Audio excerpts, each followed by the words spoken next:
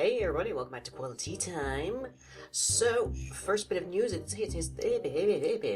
I can get the words out, it's a new month, which means new patron rewards. So, if you have started being a patron in the last month, then that means you are now most likely accessible for the Undermine server, because almost everyone signs up for that tier. But there are also higher and lower tiers, so check out what's on the Patreon to see exactly what you qualify for. Also, a little bit of news, now that Return Mod is finally finished, there might be a little bit of confusion about why I'm doing so much of the same stuff over and over this month, and that is because I'm not starting a new Minecraft RP series in the month of July. I'm hoping to have another one out the next month, but pretty much I'm taking this month off of starting a new one because the return kind of wrecked me, and I am in need of time to recuperate as well as work out what happens in the next one. I'm sure you'll enjoy it though. I have a lot of options and some very fun ideas. It's just a matter of working out which one I want to actually put into play. But on to the schedule. So on Thursday we have another installment of Midnight Goo at 11 PM BST over at twitch.tv/lyinginbedmon. On Friday we have an episode of Dungeon Maker where we have a new challenge from the Queen of Madness herself.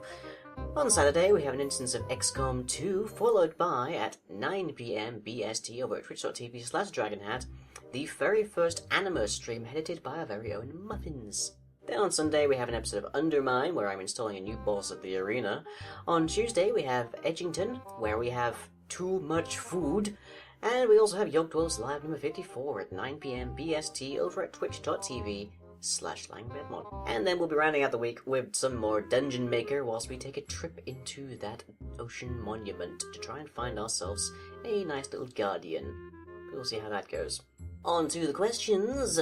These are, of course, derived from the comments of the preceding video, so if you have a question for me next time, put it down in the comments below. Our first question for this week comes from TDT Uncaped.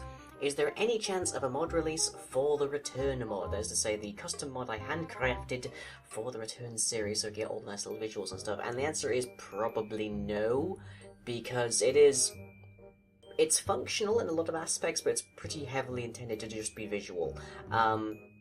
There is nothing to give you a costume besides an actual command, and you have to be an op to use it, and it's not really the best of mods to release.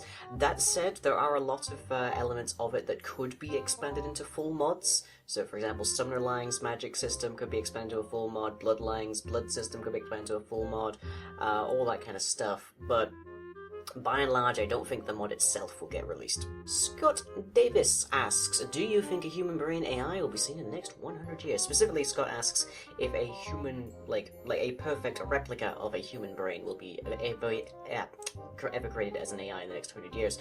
And I don't know if I'd say that a human brain will be made in the next 100 years, but I'm pretty sure something better will be, because the human brain is not a mess.